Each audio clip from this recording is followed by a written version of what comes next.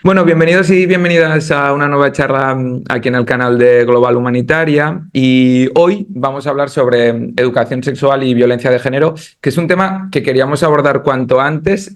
Ya cuando empezamos con la idea de estas charlas, lo hacemos creo que a la quinta, no está mal, creo que relativamente pronto, y es un tema además que nos interpela a todos y además estoy muy contento porque lo vamos a hacer con una persona a la que tengo muchas ganas de escuchar, a la que personalmente sigo bastante, y ella, que ya la veis en pantalla, ella es Marina Marroquí, educadora social, autora de los libros Eso no es amor y eso no es sexo, y además precisamente experta en violencia de género. Oye, Marina, te decía antes de empezar a grabar que muchas gracias por sacar este hueco, pero es que te lo digo de veras porque cuando uno va a tu Instagram y ve el cartel de actividades que tienes abiertas, así que muchísimas gracias por hacernos un hueco.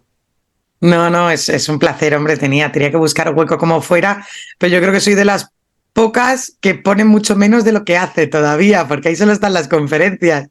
Ni se reflejan los viajes, ni entrevistas, ni estas cosas que al final todo eso es extra aparte, pero bueno. Que eso es, te iba a decir precisamente eso, que cuando uno ve tu cartel de conferencias, digo, ¿de dónde saca horas Marina? Pero por eso, porque es un poco como ya casi una banda de música, porque veo que hoy en Soria, mañana, por decir algo, mañana, claro, estos viajes, entre medias estas conversaciones, el año pasado un nuevo libro, que entiendo que todo esto son buenas noticias, ya no solo para ti, sino para el tema del que tú estás hablando e intentando concienciar. Y yo creyendo que soy improductiva, escuchándote me sube. No, pero es verdad, no, no lo digo, no, pero es verdad, Eh, es verdad. sí, bueno, es verdad que es importante visibilizar. Es importante que la sociedad empiece a cuestionarte muchas cosas que tenemos normalizadas y que están teniendo unas consecuencias gravísimas.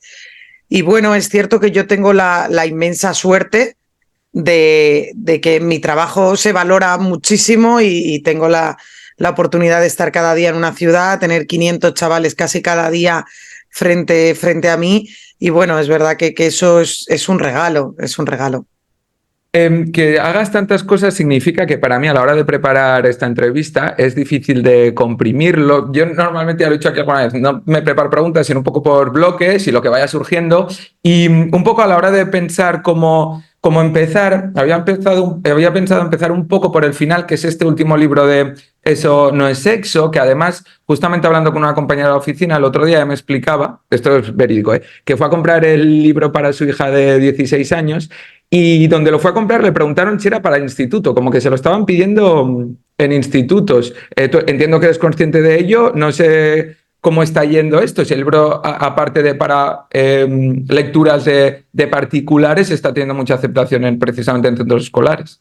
Es un poco, fue un poco la finalidad. Yo sí que es verdad que hago un poco el chiste, tanto con Eso no es amor como con Eso no es sexo, porque tienen un poco la misma filosofía y se ha visto los dos, pues aparte del mismo equipo, es que la misma línea. Yo lo que digo un poco así medio de coña es, bueno, a mí no me dejan cambiar las leyes educativas, ¿no? Aún, pero sí puedo generar la asignatura de igualdad o afectivo-sexual y de prevención de violencia sexual que creo que esta sociedad necesita. Entonces es cierto que el libro intenta tener un poco esas vías, ese espacio personal para cuestionarte, aprender, conocerte, ¿no? O sea, quiero decir, ese espacio en el que un adolescente lo disfruta y lo hace, que lo están haciendo muchísimo. Yo cuando me hablan las familias, ¿qué hacemos? Lo hacemos juntos y, hombre, lo suyo es leerlo tú, coger inicios de conversaciones, pero luego dejarlo y que sea un espacio privado, ¿no? Porque yo creo que hay una línea ahí entre la confianza y la intimidad que las familias a veces no sabemos muy bien cómo llevarla. Y un poco para material para la docencia. O sea, es que se encuentran muchísimos problemas en clase de los cuales no están preparados para abordar porque siguen de las carreras de magisterio saliendo sin Mm. ningún tipo de formación al respecto. Entonces, bueno, sí que me consta y estoy muy contenta de que muchos centros lo están cogiendo para tener más herramientas para trabajar en las aulas y a mí eso me enorgullece muchísimo, la verdad. Luego entraremos en profundidad en tus monólogos, los talleres que haces en institutos, pero ¿te encuentras con que hay más centros educativos, más institutos de los que esperabas cuando empezaste este viaje, por decirlo de alguna manera, abiertos a tratar educación sexual, prevención de violencia de género? ¿Te ha sorprendido gratamente eso o esperabas lo contrario? Parece que te estoy induciendo a la respuesta, pero... No. Yo tengo que hacer cuentas, pero yo creo que este 2024 el monólogo Eso no es amor hace 10 años. Llevo 10 años. Yo recuerdo que la primera vez que hice, porque normalmente cuando voy a una ciudad pues hago el monólogo por la mañana para los chavales y luego por la tarde o formación a familias o profesorado, ¿no? También para optimizar y aprovechar que estamos. Entonces, lo que yo sí te puedo decir es que yo en 2017 hice la conferencia Adolescencia, porno y manadas, cómo educar para evitarlo, y yo el año siguiente ha sido el único que no volví a esa ciudad. ¿Por qué? Porque es que has puesto porno en un cartel. Además, es una ciudad a la que me quiero y me quiere muchísimo y me pone en las marquesinas de los autobuses, ¿entiendes? Entonces, claro, era a 2 metros, adolescencia, porno y manadas, ¿no? Entonces, me refiero a que yo creo que ha costado mucho a los profesionales visibilizar esta problemática que los adolescentes nos contaban de una forma súper normalizada, pero que los adultos al final, el fin del mundo, como dice Ismael Serrano, ¿no? El fin del mundo solo llega cuando te toca casa. O sea, yo creo que esto ahora es más fácil de tratar o incluso mucho más demandado, pero porque estamos viendo que las consecuencias son gravísimas y nos han estallado en las manos como sociedad y no sabemos qué hacer. O sea, un poco intentamos poner un parche, bueno, este problema está aquí, ¿ahora qué hacemos? ¿No? Pero sí, es cierto que está más demandado, que genera mucha inquietud en las familias. Y bueno, la parte buena es que si la igualdad es un valor fundamental que te preocupa mucho a la hora de educar a tus hijos o hijas, es que como sociedad estamos haciendo algo bien, ¿no? Precisamente, ahora que lo aterrizas en las ciudades españolas, hablabas ahora de las marquesinas y la preocupación de la propia sociedad por trabajar en esa igualdad. Nosotros, esta charla, la idea es abrir espacio a profesionales que no tengan nada que ver con nuestra ONG para escuchar qué trabajo hacéis y también con un nexo común, que hay una parte de solidaridad, de querer mejorar esta sociedad, pero en este caso sí que se da una conexión un poco concreta, en que nosotros hace poco hemos sacado, voy a hacer ahora un poco pero que hemos sacado una campaña contra el embarazo adolescente, ahora voy a llegar al... que lo situamos en los países donde trabajamos, por ejemplo en Guatemala, ¿no? Y a veces parece que es una realidad desde aquí, que bueno, eso pasa en tal sitio. Bueno, claro, cuando el embarazo adolescente además está relacionado tan estrechamente con la violencia de género, es una cosa que según los últimos estudios, creo que la macroencuesta, la última del 2019, mostraba que en España 1 de cada 3 mujeres han sufrido violencia de género. Es decir, ¿tú crees que... hablamos de la parte positiva, de que la gente se preocupa, pero ¿crees que en nuestro día a día no somos aquí conscientes de la magnitud del problema? El embarazo adolescente no es, o sea, está claro que en otros contextos está mucho más generalizado, tienen muchas menos oportunidades, apoyo familiar, etcétera, pero que también va muy ligado a la violencia de género y sexual. Pero eso no es ajeno a nuestra sociedad. O sea, esto no es real. Que tengamos más oportunidades o más derechos para no llevar a cabo a que una madre de 14 o una niña de 14 años que se queda embarazada acabe siendo madre, pues posiblemente, pero te digo que es una realidad muy preocupante y que influye la violencia sexual, influye en la violencia de género. La macroencuesta dijo que 11 millones de mujeres han sufrido violencia de género sexual en nuestro país de 16 años o más. Es un 57%. Me sabe muy mal corregirte, Juanjo, pero es 1 de cada 2. O sea, me refiero, incluyendo la sexual. En violencia de género tienes razón, es 1 de cada 3, lo has dicho bien. Pero, por ejemplo, en embarazadas adultas, casi un 24% sufre violencia de género. Por eso es tan importante formar al sistema sanitario, porque es una etapa en la que además la violencia de género se vuelve mucho más cruda y violenta. Pero es que en adolescentes eso aumenta muchísimo. ¿Por qué? Porque esto es uno de los principales objetivos del agresor, es el control. Es atarte a esa relación para que no te puedas ir. Claro, uno de los principales objetivos es dejarte embarazada. ¿Por qué? Porque así vas a tener muchas menos posibilidades de poder ir. En la adolescencia aquí se une con muchísimos otros factores. Ha disminuido de forma abismal, por no decir absoluta y no quitaros toda la esperanza en la humanidad, el uso de preservativo en la adolescencia.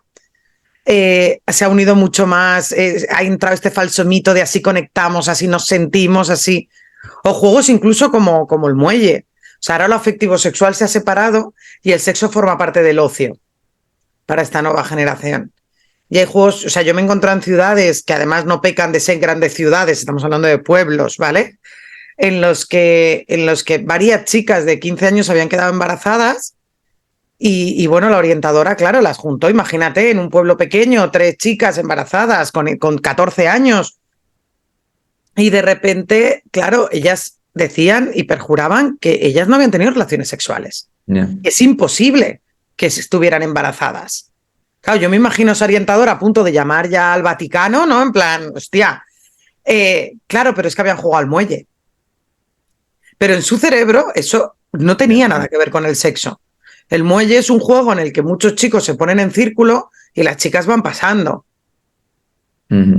Entonces, me refiero a que eso no es nada ajeno y la educación sexual tan poco construida que tenemos en nuestra sociedad, en las pocas herramientas que aún sigue teniendo el sistema educativo, las familias y la sociedad, hacen que este tsunami nos haya venido y haya desmontado todo, nos haya roto todos los esquemas de igualdad que pensábamos que teníamos construidos y te digo que el embarazo en la adolescencia es otra realidad que no, a lo mejor no es tan visible porque sigue un poco envuelta en la vergüenza que tenía anteriormente, ¿no? Se queda en la familia, se calla, esto no ha pasado, pero creo que es una realidad que hay que visibilizar. Que de hecho esto precisamente último que has dicho, creo que es un denominador común, ya sea aquí en España, sobre todo, te puedo poner ejemplo Guatemala, donde trabajamos nosotros, eso es un denominador común, que igual la familia lo descubre, bueno, ya con el embarazo adelantado, precisamente por esta vergüenza de la chica adolescente en cuestión, que no lo quiere transmitir, y también, pero también el inicio predecido, ya sea por una violencia estructural contra la mujer de la zona donde vive, pero también en otros casos por falta de educación sexual. Además, sorprendió que decías que la nueva generación, los adolescentes, no están tan concienciados con el uso del preservativo, cuando, por ejemplo, nuestra generación, que tú y yo somos de la misma... Gracias. Sí, porque he visto, somos del mismo año. Claro, nosotros no es que tuviésemos, al menos en mi escuela, mi instituto, una educación sexual súper profunda, pero tenías como 2 o 3 mantras. Uno era el uso del preservativo y creo que éramos bastante consecuentes en eso. Al menos yo lo viví así. Mi entorno no me sorprende que ahora digas, no sé, me parece como volver, no sé, como al pero eso inicio es de el los reflejo. inicios. O sea, hay veces que cuando en violencia de género se ve mucho, cuando trabajamos, que parece que la sociedad es como, ¿para qué sirven esas campañas de prevención? ¿Para qué sirven? Sirven para esto. O sea, nosotros somos de la generación póntelo, pónselo. O sea, yo creo que nosotros somos súper jóvenes, por otra parte, Juanjo, pero había 2 grandes focos de prevención a nivel institucional. Uno era el uso del preservativo y otro era el consumo de drogas. Yo creo que ahí a mí se me quedó grabado de por vida el anuncio en el que un gusano entraba por la nariz. Sí, o sea, sí. de por vida. O sea, a mí no se me ha ocurrido drogarme jamás en la vida. O sea, y me refiero a que es cierto que era muy precaria la educación sexual, pues se limitaba a un taller, por desgracia. Me encantaría decir que hoy es mejor. Y a lo mejor era poner un preservativo a un plátano. Y a partir de ahí. Literalmente algo así, sí. Pero lo que yo sí recuerdo, Juanjo, es que había peceras llenas de preservativos por los pasillos de mi instituto. Y que yo no se lo tenía que pedir a nadie. Yo no tenía como adolescente pasar la vergüenza, aunque sea tu familia con la confianza y súper pro y tú cuando lo necesites. Ya, pero es que tienes que pedirlo. Y ahí yo con las familias lo digo mucho, ¿no? Porque las familias parece que dicen, no, si yo le he dicho que se lo doy. Ya, pero es que no te lo va a pedir justo 10 minutos antes de tener la relación sexual. O sea, por eso digo la línea entre la confianza y la intimidad. Yo digo, confianza en tu hija o hijo, tener desde a lo mejor desde que tiene 10, 11 años, que sabes que va a tardar mucho, pero normalizar en casa tener un cajón lleno de preservativos. Lleno, no hablo de una caja, hablo de un cajón lleno. La intimidad, no contar si faltan. ¿Por qué? Porque hay veces que eso es importante. O sea, hay veces que dicen, no, si yo se lo doy cuando quiera, pero que me lo pida. Claro, pero es que eso, recordamos que eras adolescente. Sí. Entonces, yo recuerdo esa sensación de no tener que pedírselo a nadie. Haber peceras en secretaría, haber peceras en una esquina del pasillo, tener un servicio de juventud en el que había peceras nada más entrar. en el que te sonreían y es que te daban pegatinas, o sea, no tener vergüenza a coger. Y yo creo que eso ha desaparecido. Yo tengo amigas que son sexólogas que dicen, ostras, es que yo a nivel institucional no puedo encontrar preservativos porque ya no dan.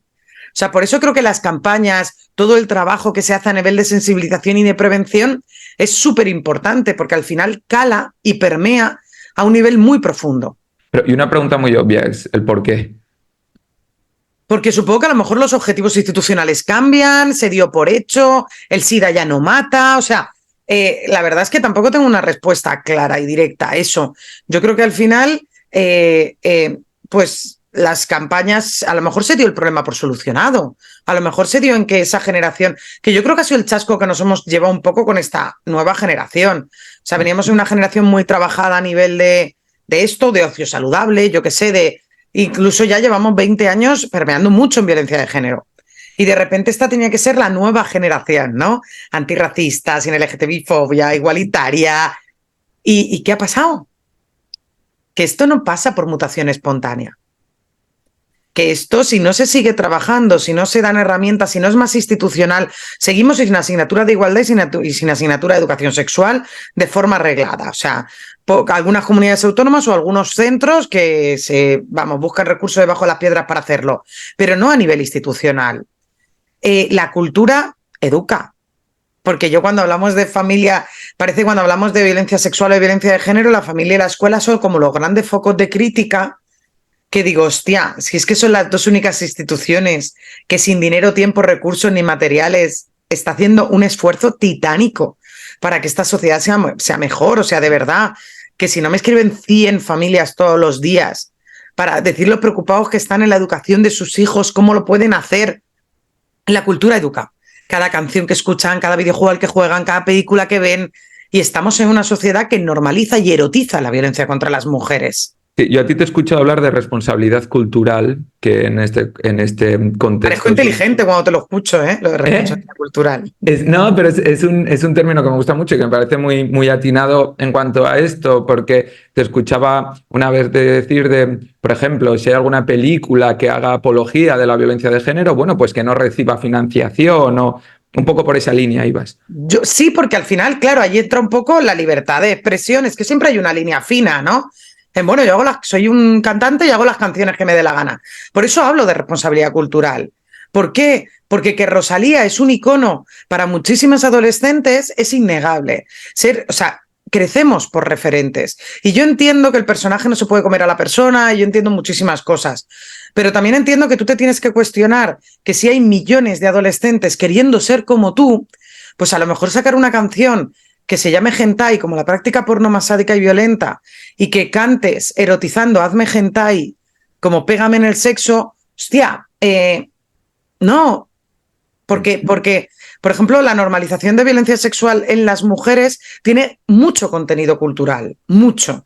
Cuando yo pongo a 3 metros sobre el cielo a través de mi ventana, 365, es que las chavalas me suspiran en el teatro.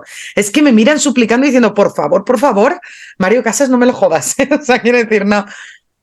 Claro, 365 es un narcotraficante, un asesino que te secuestra un año hasta que te acuestes con él, ¿no? Que él solo sabe violar, que le enseñes a otra cosa. Me refiero a que esa responsabilidad cultural, si no es a nivel personal, que muchos artistas lo tienen, pero digamos que muchos de los más comerciales no, pues bueno, también se puede legislar. ¿Por qué? Porque aquí hay unos valores bases que ya están en la Constitución, o sea, no me estoy inventando nada. Yo no voy a financiar nada cultural que promueva la violencia de género sexual. O incluso no te voy a dejar gastar nada en el bono cultural que promueva la violencia de género sexual. ¿Por qué? Porque es un dinero que te damos para nutrirte culturalmente. Que te lo puedas gastar en el GTA, en el que hay una mujer prostituida, te la subes al coche, pero si le pegas una paliza y la matas y le quitas el dinero, te da dinero y vida extra, pues bueno, ¿hasta qué punto tenemos que pulir un poco más eso? Y a mí me parece una vía coherente de legislación. Quiero decir, no creo que esté diciendo nada... Sí. No, luego seguiremos con eso porque tengo muchas cosas que preguntarte al respecto y los ejemplos que ahora, por ejemplo, ahora hablabas de un videojuego en concreto o de música, de lo que consumen estas nuevas generaciones. Pero al inicio que he dicho, voy a empezar por el final, que es el libro Eso no es sexo, que por cierto dejaremos por aquí dónde conseguirlo, cómo llegar. Pero yendo ahora un poco al inicio de tu historia, bueno, no al inicio de tu historia, pero sí a un episodio que marca mucho tu vida y que también te sirve para conectar, entiendo yo, mejor con estas nuevas generaciones, es que tú fuiste víctima de violencia de género. Y te voy a mí va a parecer una pregunta súper obvia, pero que a veces me lo planteo incluso también a la hora de nosotros los talleres que impartimos. ¿Cuándo se da una persona cuenta que es víctima de violencia de género? Porque creo que hay la violencia física es como la más obvia, pero creo que hay señales que probablemente en el entorno se puedan dar cuenta y la persona que lo esté viviendo igual todavía no. No sé si me he expresado bien o... Perfectamente, Juanjo. Y además la víctima es la última persona en darse cuenta. Yo sufrí violencia de género de los 15 a los 19. Por desgracia llegó una violencia incluso física extrema en la que ya no solo me pegó, me quemó, me violó, me estranguló y estuve muy cerca de perder la vida en 2 ocasiones. Yo no salí del maltrato, a mí me sacó mi familia. O sea, yo tuve la suerte de tener una familia que cuando las secuelas, o sea, yo desarrollé una bulimia a partir de la relación, ¿no? Parece que el cerebro te intenta avisar si tú no lo ves de 1000 maneras diferentes, que yo creo que es algo que esta cultura machista nos ha privado a las mujeres, que es no confiar en nuestro instinto. En este primer, hostia, que me huele raro, ¿no? Vienen los falsos mitos del amor romántico y viene la sociedad y parece que te anula un instinto en el que teníamos que confiar siempre al 100% porque no falla. Pero aún así, eso, cuando ya tuvo secuelas muy graves en mi salud, mi familia optó por literalmente encerrarme en casa. Aún así, yo tardé 5 años en decir la palabra maltrato en voz alta. Yeah. Que a mí en el instituto me llamaban la Che Guevara, Juanjo, que somos de la generación del no a la guerra, de hacer todas las manifestaciones, de hacer las sentadas de... Entonces, ¿cómo me iba a pasar eso a mí?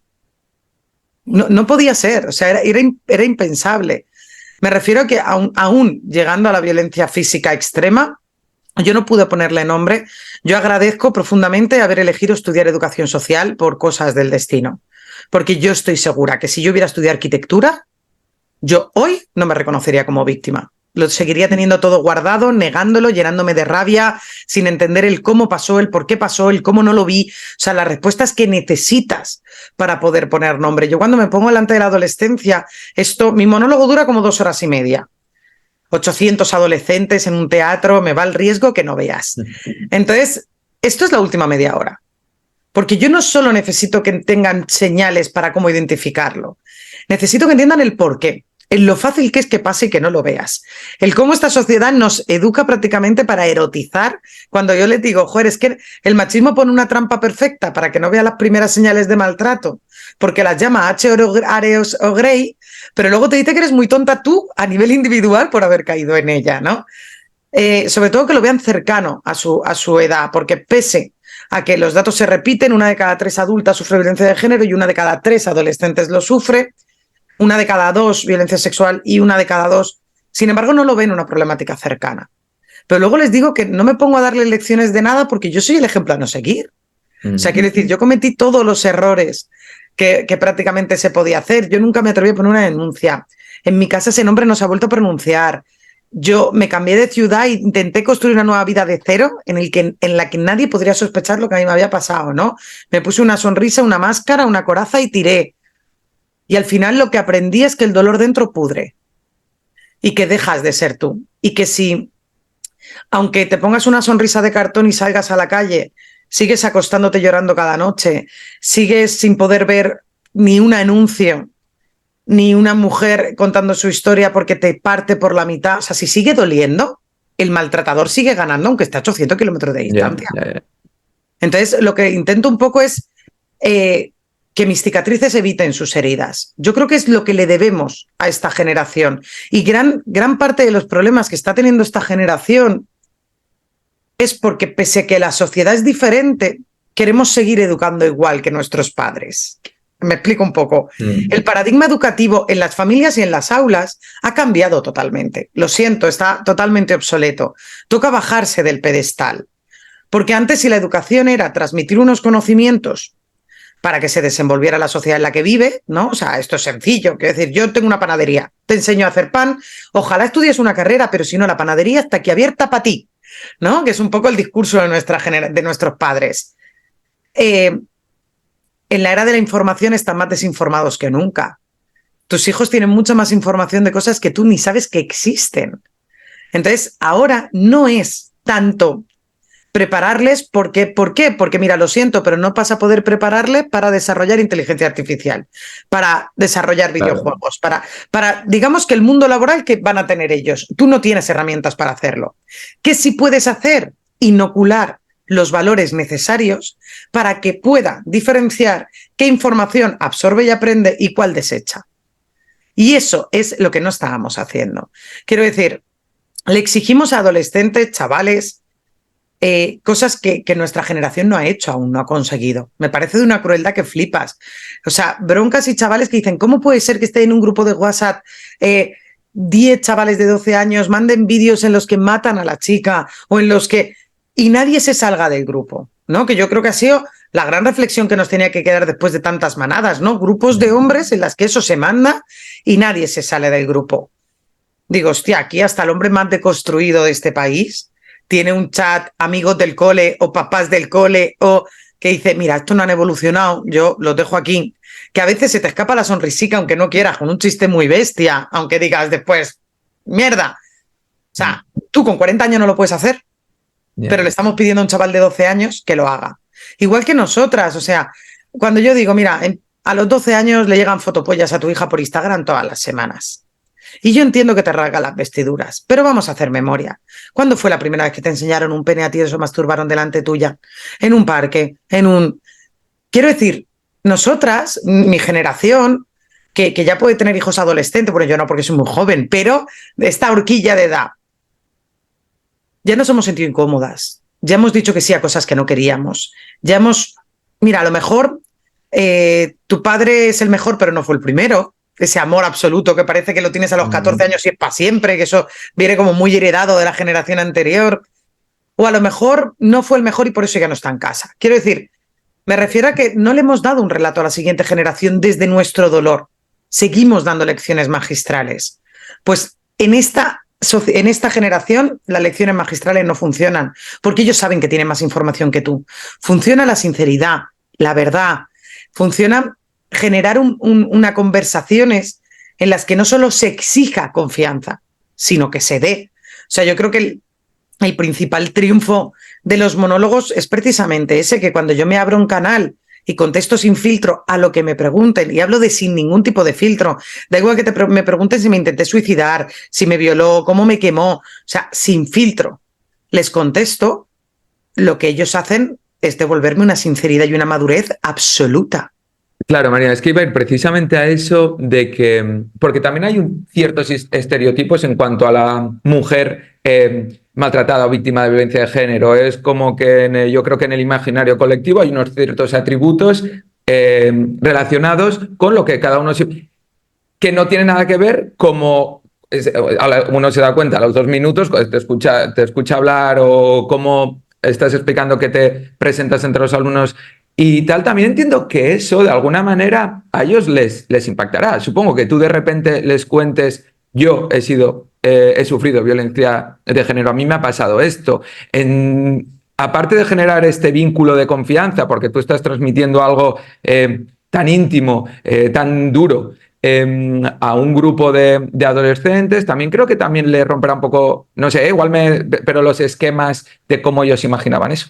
Pero es uno de los objetivos, Juanjo, romper el estereotipo, que vean que nos puede pasar a cualquiera en esta sociedad y que vean que ellos tampoco tienen que ser, tampoco tienen que formar parte de la agresividad y la competitividad en la que la sociedad les quiere educar, que no tienen que mutilar toda su sensibilidad y su dulzura por una sociedad en la que yo cuando veo a chavales que dicen, no lo entienden, Marina, que tienen 13 años y me dicen, es que en el instituto comes o te comen. Es que yo estoy cansado del ser el lobo para el que me educan, ¿no? Para lo que exigen de mí. O sea, creo que romperles ese estereotipo, yo creo que dura 2 horas y media y bueno, yo voy de puta ama del lugar para romper mucho, porque es cierto que bueno, por desgracia, el machismo es la raíz de muchas más violencias, aparte de la violencia de género y sexual, del racismo, de la LGTBI-fobia, de la gordofobia. Entonces, lo que intento es un poco... Aunque hay veces que es muy rápido y modo chiste y no me da tiempo a profundizar, pero sí que intento medir todo eso, ¿no? Y, por ejemplo, aprovechando mi cuerpo, pues hago muchísimos chistes sobre lo que me molo, lo orgullosa que estoy de mi cuerpo y el pibonaco que soy. ¿Por qué? Porque estar gorda en la adolescencia es un precio muy caro, muy caro. Entonces yo pasa un poco eso, al final, siendo mucho más bestia que ellos, divertida y tal, yo justo antes de empezar mi historia le digo, bueno, ahora viene la parte en la que yo me ahorro la psicóloga, ¿no? Le digo, ¿cómo me definiríais en una palabra? De personalidad, cabrones, que tengo espejos, ¿no? Entonces dicen, bueno, pues divertida, ¿no? Ingeniosa, graciosa, habladora, tal. La puta ama. O sea, cuando un adolescente te dice la puta ama, Ya es lo máximo, ¿eh? tú has llegado arriba, arriba, arriba de todo en tu profesión, ¿no? Y entonces es cuando le digo, bueno, pues ahí me maltrataron. Porque para mí romper ese estereotipo también es importante. Porque los estereotipos en violencia de género llevan a la pena. Y la pena no soluciona ni arregla nada. O sea, al final eso le pasa a otras, ¿no? Con menos autoestima, que se dejan manipular. Toda mujer educada en el machismo está predispuesta a sufrir violencia de género. Porque no va a poder identificar las primeras señales porque esta sociedad las hace románticas y las erotiza, las normaliza. Entonces yo creo que es algo que necesito que se les grabe a esta nueva generación.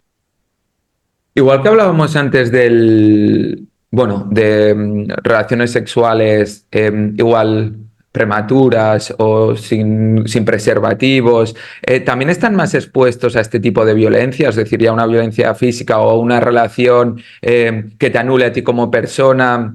Luego hablaremos de la influencia del porno en cuanto a las nuevas relaciones y cómo afecta a las nuevas generaciones, pero ya en estas generaciones, independientemente de eso, es decir, tú también percibes que puede haber más probabilidades de que una chica, en este caso, sufra violencia de género. Sí, además tenemos que tener mucho cuidado a la hora de trabajar la violencia de género y sexual como entes totalmente separados, independientes, porque no es cierto. Porque es cierto que también es un poco estereotipar, ¿no? La normalización de la violencia sexual en esta nueva generación digamos que el aumento del umbral, la línea de qué es violencia sexual, yo les digo, ¿no? O sea, cuando a mí una chavala de 13 años se pone a contarme cómo la violaron y de repente se ríe y me dice, ay Marina, qué tonta soy, perdona, de verdad, soy ridícula yo. ¿Pero por qué? Y hace, porque si yo tengo suerte, solo ha sido uno. Claro, es que hace 7 años de la violación de San Fermín. ¿Cuánto hace que en los medios de comunicación no sale una violación que no sea múltiple, que no sea hecha por un futbolista? Es que ellos tenían 7 años cuando eso pasó. Toda su construcción, su umbral de violencia sexual, es que 5 tíos la metan en un portal. Eso genera un paraguas de normalización de la violencia sexual que se permea en relación de violencia de género. O sea, quiere decir, cuando tú creces creyendo que una chica está ahí para que le cojas del cuello, le escupas o simplemente para terminar y punto y después ni dirigirle la palabra, pues va a ser muy difícil que tú después seas un novio cariñoso, comprensivo, dulce, sin posesión, sin celos. O sea, me refiero que esto está muy, muy ligado. Y la pornografía, lo has dicho, tiene muchísimo que ver. Y es que pocos años de porno a edades tan tempranas y este porno que consume esta nueva generación, y hablo de pocos años, porque yo además lo estoy notando con el monólogo, ese cambio tan rápido, están echando por tierra 20 años de prevención de violencia de género. Quiero decir, estamos, digamos que las personas de más de 30 condenando la violencia en las calles y normalizándolas en las camas. Y eso está teniendo muchas, muchas consecuencias. Has dicho una cosa que lo veo realmente preocupante, que decías que cuando una chica en concreto te explicaba su experiencia, ella le restaba importancia. Es decir, la asunción de ese rol por parte de ellas, de que ya lo asumen dentro de Eso es generalizado, o sea, lo siento, pero es que yo llevo recuento de cuántos chavales llego, pues desde hace 3, 4 años que digo, mira, esto va en serio, vamos a hacer algún recuento. Llevo 150.000 chicos y chicas en estos 3 años. Frases como, vamos a ver, Marina, si es tu novio y está todo motivado, pues a mí que me cuesta. Yo me quedo quieta y que pase pronto. O es que si es lo que le pone, es lo que me toca. O sea, esas frases yo las escucho toda la semana, Juanjo. O sea, esas son normalización, porque ellas también ven ese porno. ¿Para qué? Para saber qué es eso que a ellos les pone. Porque, y esto no empieza con el porno, esto empieza mucho antes, cuando esta sociedad machista construye la autoestima diferenciada. Chicos y chicas, construye esta sociedad nuestra autoestima diferente. La autoestima se construye sobre todo hasta los 6 años. Todos los cimientos, de toda la energía que te tenemos para conseguir sueños el resto de tu vida, ¿no? Que es como me lo dice la adolescencia, hasta los 6 años. Por cualidades que se potencian, ¿no? Cualidades piropos, básicamente, cosas que gustan a los demás que tú pues te hacen sentir bien y las vas interiorizando. Mientras a un niño pues se le dice, mira, qué fuerte, qué valiente, qué hombretón, qué campeón, qué deportista, qué mirada más despierta, que a mí esa me fascina. Que digo, si tiene 2 meses y está bizco, ¿cómo que qué mirada más despierta? Que lo ves ya cogiendo ahí de presidente del gobierno. Todos son cualidades internas. Potenciarlas o no depende únicamente y exclusivamente de ti. Quiero decir, si te dicen que eres mucho deportista, entrenas más y eres mejor. Si te dicen, mira qué inteligente que es, estudias más y serás más. Claro, ¿qué se le dice a una niña? Qué bonita, qué guapa, qué buena, qué dulce. Es más, por estadística, ¿qué porcentaje tiene que ver solo de tu físico? 70, 80, 90. ¿Y el resto qué es? De cómo te comportes y lo buena que seas. Claro, nosotras construimos una autoestima externa. La opinión y el valor de nosotras mismas es lo que demos o lo que opinen los demás de nosotros. Y eso tiene mucho que ver cuando llega la adolescencia y socializar es uno de tus objetivos principales como etapa vital, ser aceptada. Y claro, imagínate a nivel sexual también, a nivel de gustar, porque eso es algo que también, ya no hablo de adolescentes, hablo de chicas de nuestra edad. O sea, a mí me mola mucho del libro Eso no es sexo, que se lo han leído las madres y los padres, y son las madres las que me escriben, es que me ha estallado la cabeza. Yeah. ¿Por qué? Porque esto no empieza ahora estalla. Pero esto ha empezado con nosotras, quiero decir, ¿cuántas veces dices, joder, pues tu pareja por lo que sea no termina y no es porque esté estresado en el trabajo, es porque tú ya no le gustas igual, es porque no le pones igual, la culpa es única y exclusivamente tuya, porque no tienes esa capacidad de excitarle. O sea, claro, imagínate eso en esa etapa vital. Y eso tiene mucho que ver, por eso digo que al final el porno se nutre de la cultura en la que vivimos y del machismo que nos sigue educando. Se aprovecha del sistema, porque si el machismo no existiera y de verdad esa igualdad estuviera totalmente inoculada, desecharían el porno de forma automática, no tendría una capacidad educativa. Y, yo estoy aquí ahora como un alumno. Si, por ejemplo, hablabas de los atributos o de los roles o la autoestima que se trabaja o que los cimientos se ponen hasta los 6 años. Imaginándonos un escenario ideal donde es una casa, una familia en la que se tiene muy en cuenta qué refuerzos positivos se dan, por qué no hacerlo así. Es decir, que crean ya el que pone los cimientos perfectos. Eso entiendo que no es suficiente, porque luego va a salir al mundo real y va a tener otros inputs. Vale. ¿Eso dónde se puede trabajar más? En la escuela entiendo que eso no sucede, desde la docencia ya es, vuelven a entrar aquí redes sociales, el grupo de amigos, el grupo de amigas. Es decir, yo estoy pensando en cómo poner remedio a esto, vaya. Antídotos. Sí.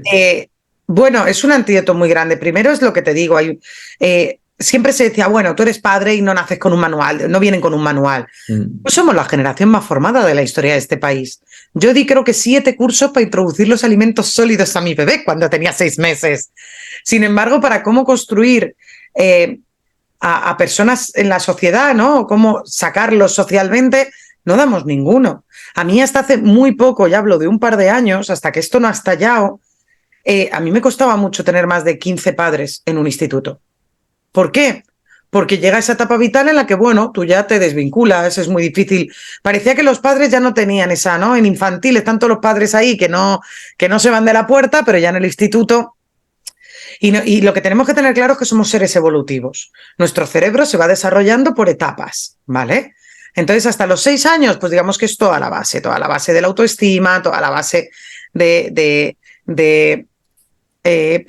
todos estos cimientos que después tendremos. ¿Por qué? Porque de 6 a 12 empieza el desarrollo de la empatía, empieza la construcción del deseo, todo esto empieza de los 8 a los 12, pero es que el cerebro no se deja de desarrollar hasta los 23. Hasta los 23 años tú tienes que cuestionarte y preguntarte qué persona quiero ser y qué quiero aportar a esta sociedad. Entonces, está claro que eso influye mucho más y que es muy difícil, quiero decir, tanto yo como el padre de mi hija nos dedicamos a esto, ¿vale? Desde diferentes ámbitos. Yo soy educadora social, él es psicólogo, pero digamos que a la igualdad. Nosotros hemos tenido que hacer un sobreesfuerzo. O sea, yo cómo no voy a entender esa impotencia de familiares que, por ejemplo, no están nunca en contacto con otros adolescentes. Quiero decir que no sé del ámbito de la educación, o sea, que trabajan de cualquier otro trabajo, que son cajeras. Si a mí he tenido que hacer un esfuerzo, o sea, yo desde que tengo a mi hija, yo hago el recuento mental por la noche de contar cuántas veces en el día le he dicho que es fuerte, valiente, divertida o inteligente. ¿Por qué? Porque bonita o guapa me sale de forma automática cada vez que la miro. Y yo tengo que hacerme, o sea, esto no se trata de exigir a la adolescencia, se trata de revisión propia, de que sea nuestra generación la que sea la que rompa el machismo, no exigírselo al otro. Y eso requiere de cuestionarte cada decisión y cada palabra que dices. Eso es un esfuerzo muy bestia. ¿Por qué? Porque si mi hija desde el primer día que nace escucha 100 veces que es bonita, buena o guapa, no solo por mí, por la abuela, por la tía, por la verdurera, y uno ninguna que es divertida, digo, hostia, a mí me da miedo que crezca sin saber lo divertida que es. O que crezca creyendo que su único valor es tener que parecerte a este molde que pone la sociedad y que si no te pareces el problema es tuyo. Y es muy difícil luchar, muy difícil, porque aunque tú hagas ese trabajo, después un día le pones el lazo y le paran 20 veces por la calle para decirle lo guapa que va ese día. Claro, tiene un refuerzo positivo que no tiene normalmente cuando va en chándal. Entonces, ¿qué pasa? Que llega un día que te dice, ¿por qué no me pones el lazo para ir al cole? O sea, al final luchamos contra una sociedad entera, pero cuestionarte y en la casa darle a la sociedad, ser consciente del estereotipo existente, darle las opciones que la sociedad les niega, ser muy, muy consciente de lo que de cómo tú te comuniques con tu hijo o hija, ¿no? Cuando se habla de educación consciente y de educación, va a formarles. ¿Por qué? Porque esta educación diferenciada, yo por ejemplo, pues, joder, soy divertida, puedo decir soy divertida. De esto que siempre se me ocurre un chiste en el cerebro. Pero claro, yo de pequeña era payasa. Es que deja de hacer la payasa. Ya. Claro, cuando tú recibes, deja de hacer la payasa, no, lo recibes como un defecto. Cuando tú dices, ostras, qué divertida eres, lo recibes como una virtud. ¿Qué pasa? Que los defectos los vas eliminando. Yo no era habladora y tenía dotes comunicativas y liderazgo. Yo era una marimandona y una charlatana. Entonces, esas frases que yo me sorprendo, o sea, quiero decir, es que es una revisión constante y decirte que a mí no me pasa. Yo cuando yo soy muy torpe para peinar, para tener una chica en esta sociedad es una condena. Yo voy al cole y digo, madre mía, qué trenzas, qué cosas, y ya a mí se me ha olvidado peinarla, ¿no? Es un poco... Entonces, de repente, cuando te miras 3 tutoriales y dices, venga, hoy ejerzo así de madre tradicional, voy a hacerle una trenza, y de repente se sube el primer árbol y digo, Emma, que te despeinas. ¡Hostia! Y tengo que ser yo la que diga, ¿pero qué hostias hago? ¿Por qué quiero que no se manche, que no se despeine, que no... ¿Qué niña va a ser si yo le pido que no haga todo eso? Y desde la perspectiva de ellos, es decir, entiendo que cuando acabas de hacer el monólogo o los talleres y los alumnos se te acercan, ellos, ¿qué te dicen? Es decir, independientemente, que luego vamos, del tema de violencia sexual, ¿ellos qué presión sienten o qué estereotipos de los que estamos hablando o qué roles que les obliga la sociedad a tener, cómo lo viven ellos o cómo lo sufren, vaya? Pero el monólogo va muy así, ¿no? Ellos, ellas, porque al final el machismo, para que sea tan difícil de sacar de la sociedad, hace 2 cosas muy bien. La primera es que es invisible, es cultural. Tú el machismo no lo ves hasta que no lo miras, ¿no? Hasta que no te lo ponen delante. Y la segunda es estereotipo de género. Educar a chicos y chicas de forma tan diferente, tan opuesta, que ni siquiera se conozcan entre ellos, ¿no? O sea, yo cuando hablan de igualdad digo, ¿pero somos ridículos o qué? Si juegan a juguetes diferentes, películas, videojuegos, música, todo diferente, ¿en qué momento íbamos a pensar que iban a ser iguales? Y cómo el hilo conductor de todo lo que educa a un niño desde la primera serie o el primer juguete es la competitividad y la agresividad, ¿no? Y cómo va lo peor de este estereotipo es que es un molde tan estricto que a vosotros y a nosotras nos obliga a mutilar la mitad de la personalidad para entrar. Nosotras somos aventureras, payasas, divertidas, sí. Vosotros sois cariñosos, tiernos, dulces, sí. O sea, por eso tiene que cambiar el modo de educar, porque ya tenemos que, por favor, destruir el azul y el rosa y empezar a cuestionarnos qué persona quiero que sea de adulto, qué valores quiero que sea. Entonces, a mí, ¿qué respuesta tengo en los chavales? En chavales que no tienen ni puñetera gana de dar un taller de violencia de género, que llegan con esta actitud de, ¿sabes? De si puedo te lo bombardeo. Lo que me encuentro es una respuesta brutal. O sea, a mí lo que más orgullosa, tengo que decir, me siento es cómo funcionan chavales, cómo rompe esa coraza barata de frases hechas que estamos consiguiendo forjar en esta nueva generación, cómo un chaval es capaz de levantarse delante de 800 chavales y pedir perdón a otro que pega, solo porque se había dado cuenta que la manera más rápida de que nadie le cuestionara es meter una hostia, y que él no quiere ser esa persona. O sea, y de repente, chavales que, joder, hay que ser muy valiente para levantarse rodeado de compañeros, aunque sea después dándome un abrazo, pero que todo el mundo está ahí viéndote, y de repente decir, yo creo que violo. O sea, yo si esto es, yo creo que yo no quiero ser así. O sea, creo que esta adolescencia es muy dura. La adolescencia es muy dura, o sea, te exigen como adulto, pero te tratan como niño, ¿no? Es una etapa en la que esta sociedad no tiene un espacio en el que te puedas cuestionar qué persona quiero ser. Entonces te van empujando y tú, la adolescencia es lo que ha sido siempre, el reflejo más crudo y transparente de la sociedad en la que vivimos. O sea, eran niños y niñas ayer, se asoman al mundo, yo me tengo que comportar así para sobrevivir y molar y ser popular. Eso es, lo que pasa es que ahora nos asusta mucho. Entonces, agradecen mogollón darles otra opción, agradecen mogollón que puedan ser ellos mismos y que eso no sea condenable. Es verdad que yo durante todo el monólogo es que ridiculizo mucho a macho alfa, mucho. Digo, es que yo siempre me escondo para veros entrar porque siempre hay uno que dice que se note que soy fuerte, que no entran ahí, que digo, Hulk, relájate que te vas a cagar, tío. O sea, quiero decir, no puedes ir por la vida apretando el culo todo el día, vas a acabar con almorranas. O sea, entonces sí que es cierto que voy en ese rollo y dejo esa puerta abierta a valorar muchísimo que otra manera de ser es posible, que ser tú mismo es lo que esta sociedad debería permitirte y no tener que... Y al final todos llevamos mochila, es que es muy difícil escapar de las violencias del machismo. Si no es violencia de género sexual, si no es racismo, si no es maltrato familiar, si no es abuso sexual infantil, si no es... O sea, así es bullying, o sea, al final conecto con el dolor de chicos y chicas porque hay muy pocos que no hayan pagado el precio de tener que encajar en una sociedad en la que no encajan. Es que voy mirando el tiempo y quiero llegar a un punto que es que, claro, todo esto porque escuchándote, por desgracia, bullying, acoso escolar, lo ha habido siempre. También creo que un aspecto clave en todo lo que estás explicando es la llegada de las redes sociales, que todos los alumnos y alumnas tengan dispositivos móviles.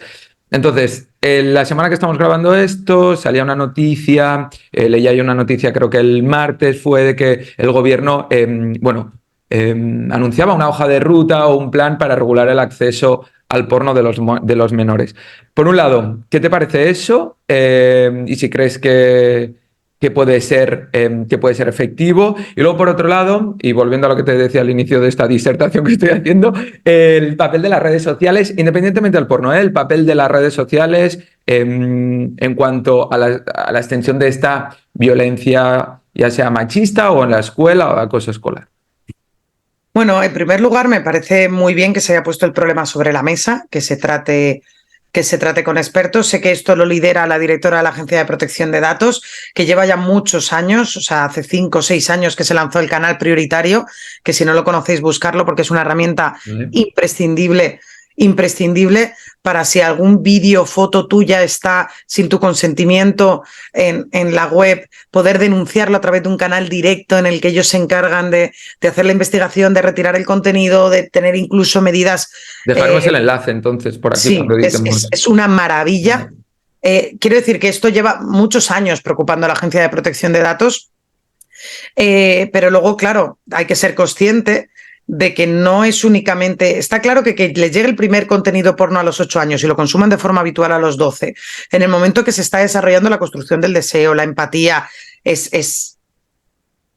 puede tener consecuencias irreversibles. O sea, estar expuesto a violencia extrema durante el desarrollo de la empatía impide su correcto desarrollo. Alguien que no ha desarrollado bien su empatía se le llama psicópata. O sea, es que tenemos que avistar un poco la magnitud del problema. Entonces, limitar a nivel legislativo esas edades es muy importante.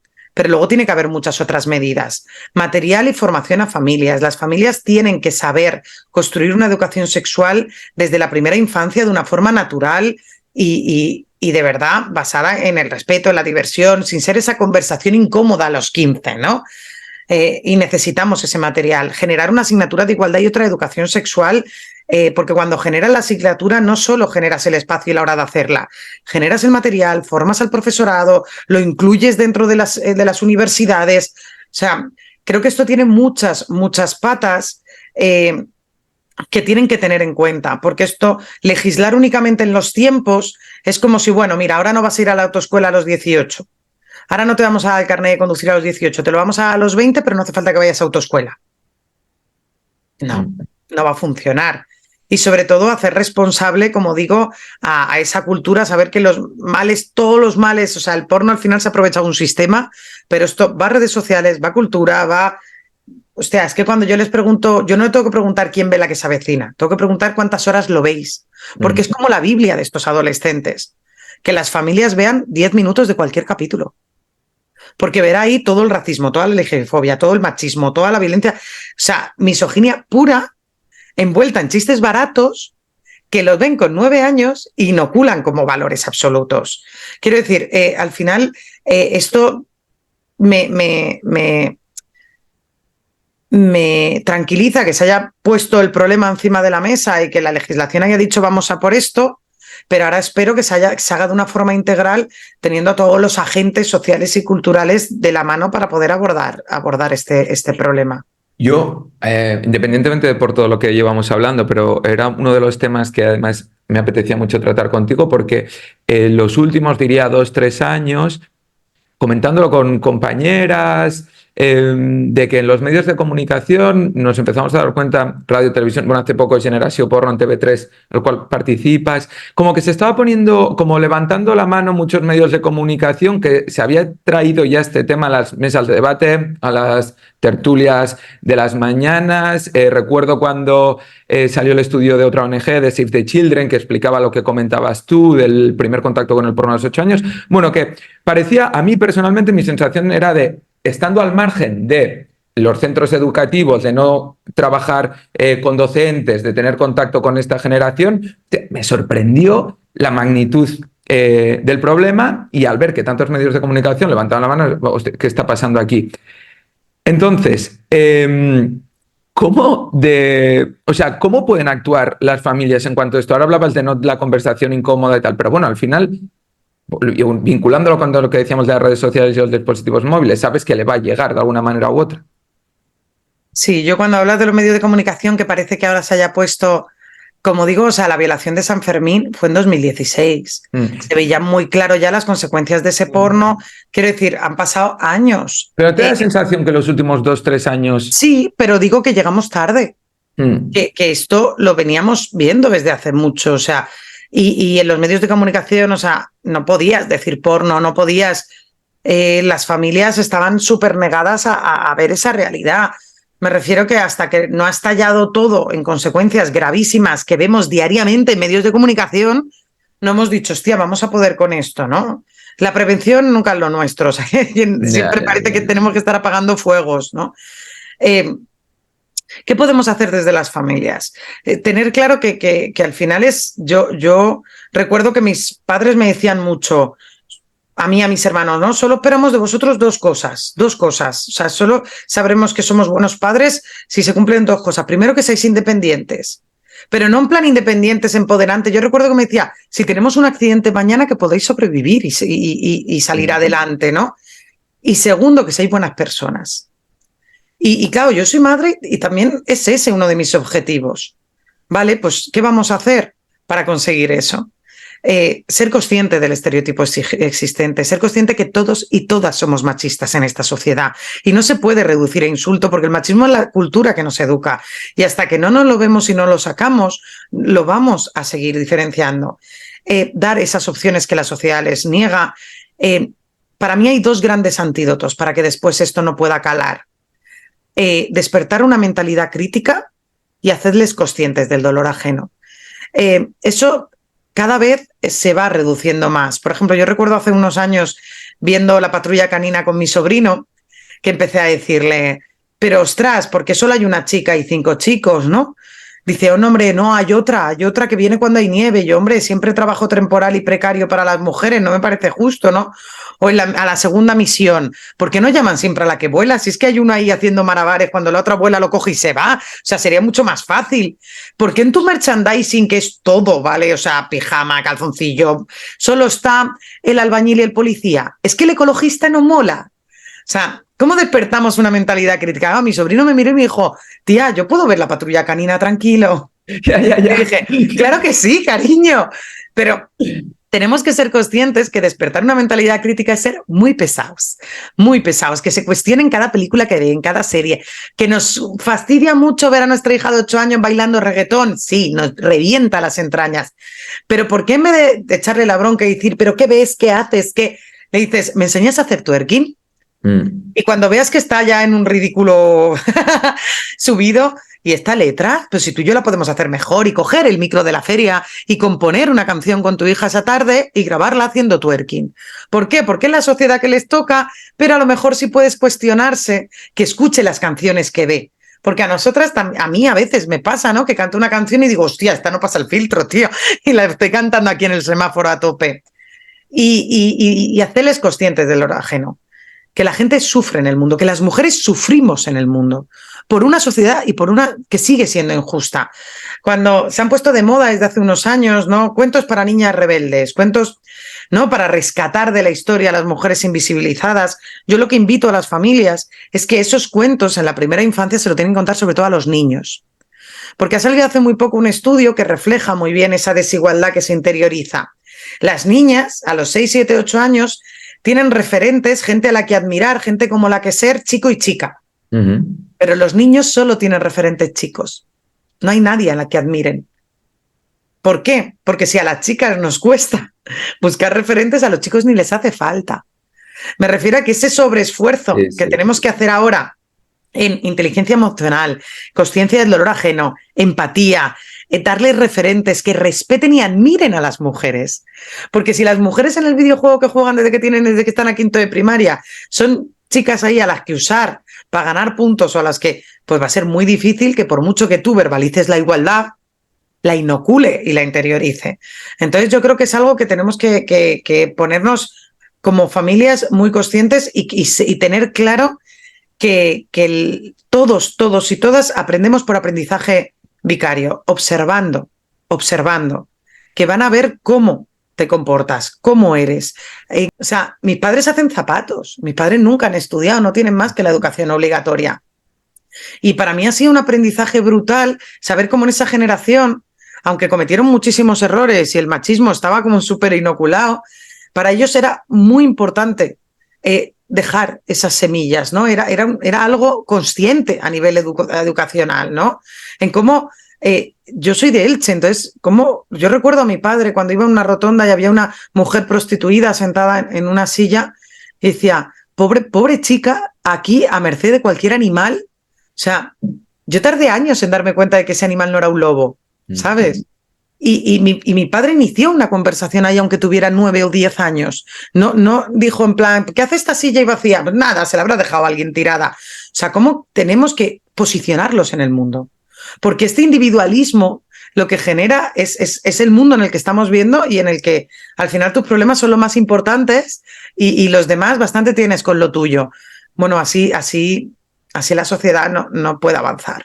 En cuanto a este posicionamiento que ahora comentabas, a mí lo que más me preocupa, no sé si estás de acuerdo, de este porno que le llega a los adolescentes, que yo me quedé perplejo viendo el reportaje de Generació. Porno es, cuando posicionamiento es la violencia extrema y tan explícita, que además cuando lo que dices tú, en edades en las que estás desarrollando sentimientos como la empatía, en qué tipo de ser humano vamos a convertir a estas personas que... Entonces te voy a hacer una pregunta muy naif, pero que yo llevo dándole vueltas mucho tiempo, que es ¿por qué crees tú que la industria porno opta por este tipo de contenido cuando lo que entiendo es que quieren que haya gente que lo consuma porque genera mucho dinero. Vale, el deseo sexual en este caso se puede generar desde otras perspectivas, acercarte a ese deseo sexual desde una perspectiva de respeto mutuo, de igualdad, y que puede ser y debe ser súper erótico, súper atractivo y generar ese tipo de vínculo. ¿Por qué le interesa más hacerlo por el otro lado? Bueno, o sea, has visto Generació Porno, por lo que digo que te sale ahí el valenciano y el catalán. Sí, La has visto en versión catalana, ¿no? en TV3, sí. Pues te invito, de verdad, profundamente, a ver la versión que hay en Prime Video, Vale, porque es un montaje diferente, son 4 capítulos y para vale. mí, a nivel han recortado y han quitado cosas que me parecen muy importantes. O sea, Vale. creo que aquí TV3 ha limitado un poco el contenido. Entonces, como ahora está en Prime Video en abierto, te invito a incluso comparar los dos porque es muy potente. Yo creo que es la pregunta que hay que hacerse. ¿Por qué el porno quiere llegar a nuestros hijos a los 8 años? Porque es que tu hijo a los 8 años, yo entiendo que no puedas conectar en el cerebro que lo veas cuando es cariñoso, tierno y está jugando. Claro, es que tu hijo es ese, es que no tiene una versión paralela. Es que el porno les encuentra.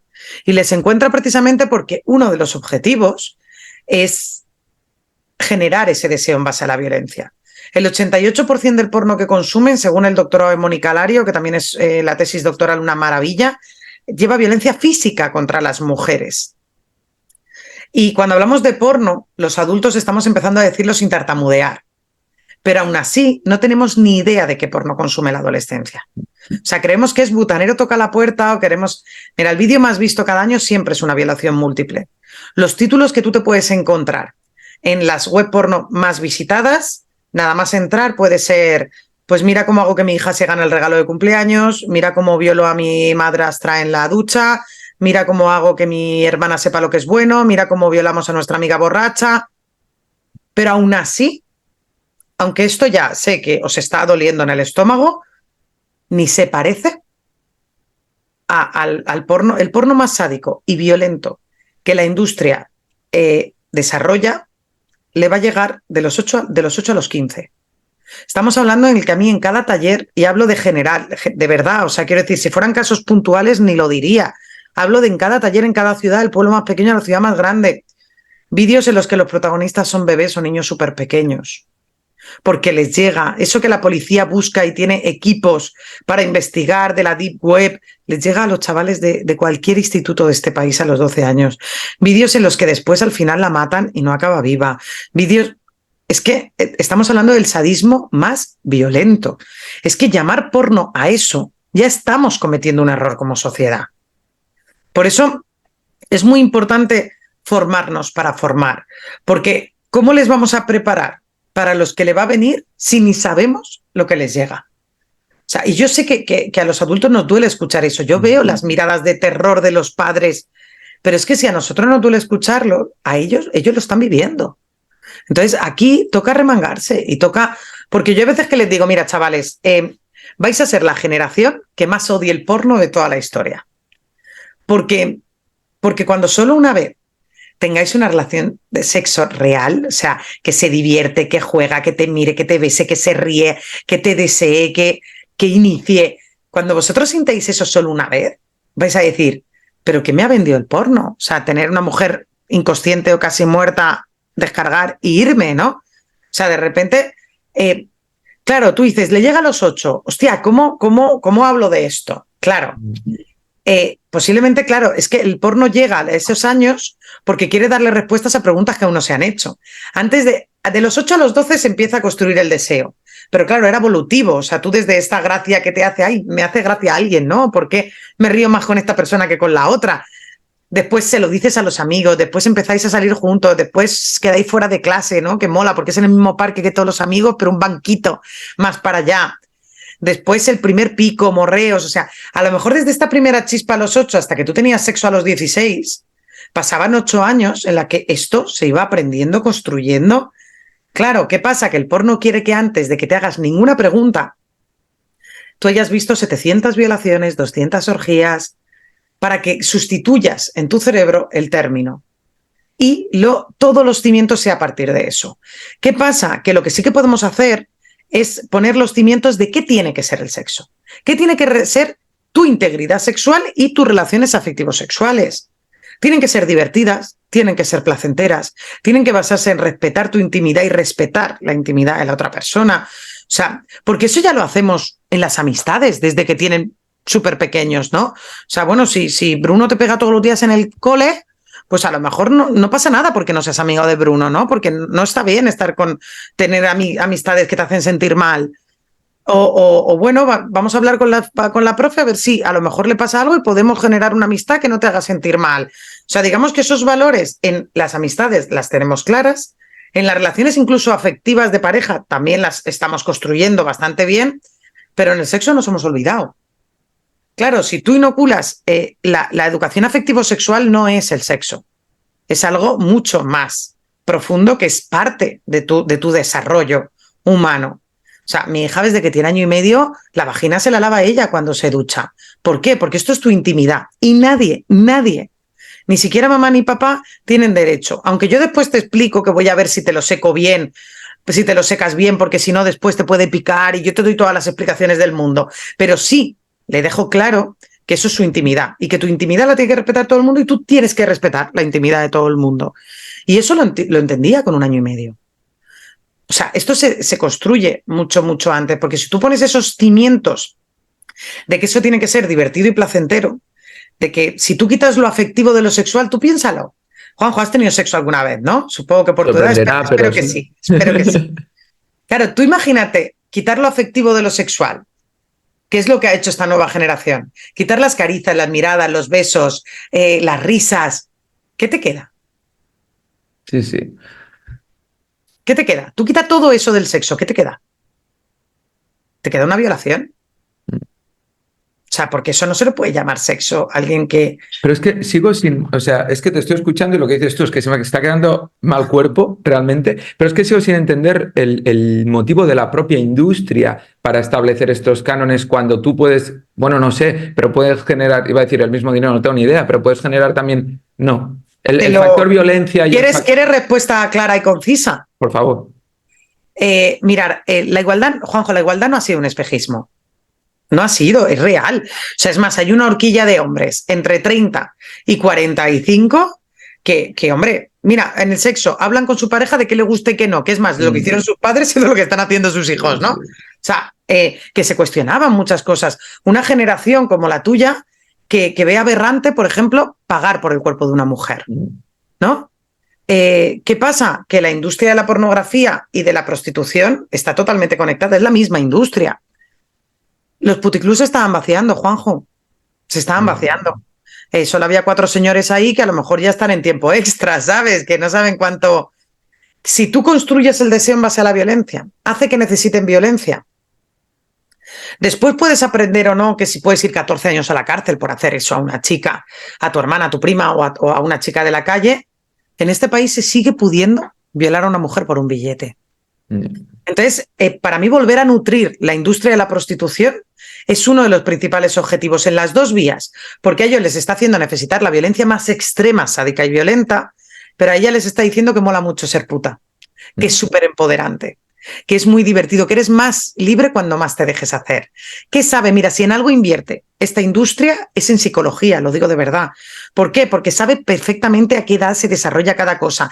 Sabe que si tú sufres algún trauma sexual en tu infancia o primera adolescencia, hay muchas secuelas, trastornos de alimentación, depresión, consumo de alcohol y de drogas, pero una, por ejemplo, es la promiscuidad o incluso ser más vulnerable a ser prostituida, porque tú has perdido el control sobre tu cuerpo y parte o sea, hablamos de un trauma sexual no resuelto, ¿vale? Que no haya pasado por un proceso terapéutico.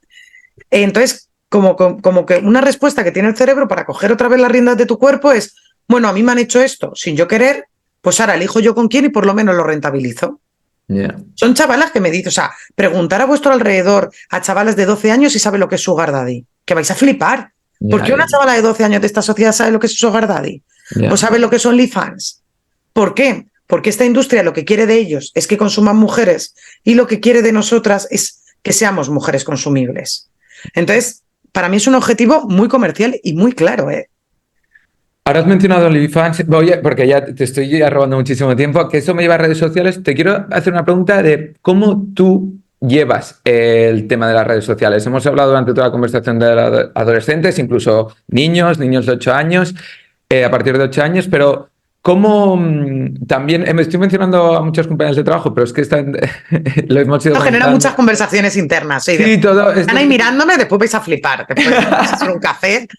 Y el otro día, comentándolo con una compañera, hablábamos de cómo personas como tú, que estáis haciendo este trabajo tan importante y tan didáctico y yendo al núcleo de lo que está, de donde se está sucediendo o donde están las víctimas potenciales, que son los centros educativos, como además tenéis que aguantar muchas veces en redes sociales insultos realmente graves. Entonces, eso, ¿cómo lo insultos, vives? amenazas. Yo es verdad que, bueno, yo tengo un insulto fácil que es gorda, porque el machismo tampoco es muy creativo, ¿sabes? ¿Yo cómo lo hago? Bloqueando sin compasión. Quiero decir, ahí me ha costado mucho esfuerzo y muchísima terapia hacerme una sociedad física saludable que me aporte.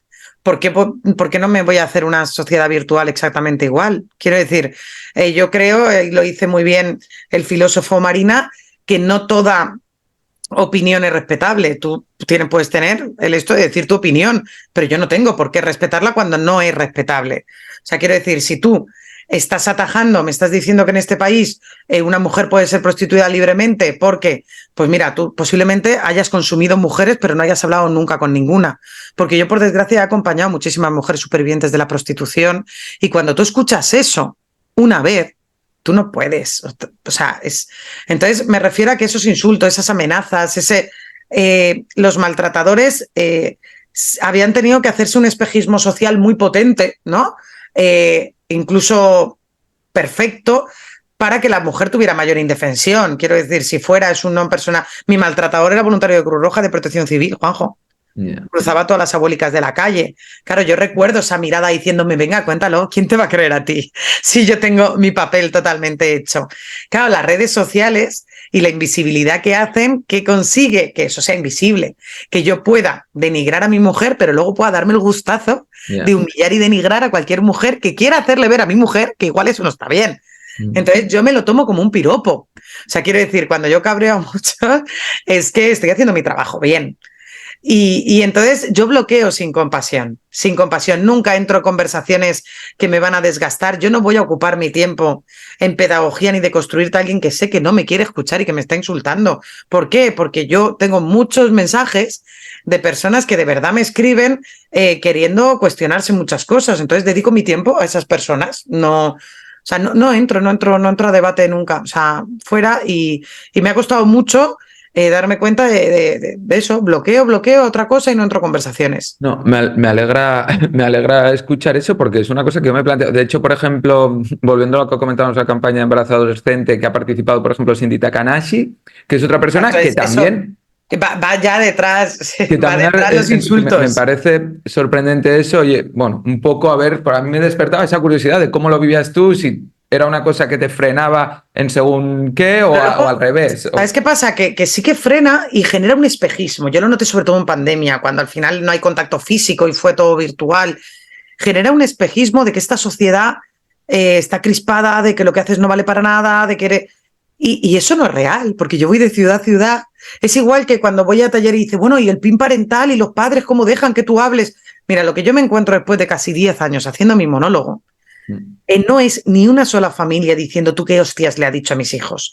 Es todo lo contrario, son familias que me escriben diciendo gracias porque he tenido una conversación súper interesante cuando mi hijo o mi hija ha llegado de tu taller, conversaciones que quería tener y que de repente mi hijo y mi hija que no hablan porque la adolescencia se comunica con ja, ¿sabes? De repente es que no le he podido callar, necesitaba reflexionar y cuestionar. Eso es la realidad. Entonces, si dejamos que esas personas manejen el discurso, lo que haces es desinflarte de verdad, y es creer que no es realmente importante lo que estás haciendo y no es la realidad de esta sociedad. Entonces, yo seré utópica, pero es que creo que la mayoría de gente es buena persona, sí. Y creo que esta sociedad, entonces no dejo que a mí me nuble esta percepción. Pues nos quedamos con este mensaje positivo. Marina, muchas gracias por este rato, que lo he disfrutado mucho. Y nada, animarte a seguir haciendo todo lo que haces, tampoco necesitas que nadie te anime a hacerlo, pero bueno. Y entonces iba a preguntarte que dónde, como lo que decíamos al inicio, como las bandas de música, ¿dónde te pueden ver próximamente? ¡Hostia! Si quieren, pero bueno, ¡Ay, me has pillado! sí, no, pero sí, puedes ver web. en Instagram y están las próximas fechas. Voy a poner a las de febrero porque ICES es un poco tour. Yo sé que esta semana voy a Almendralejo, a Elche, voy un poco así.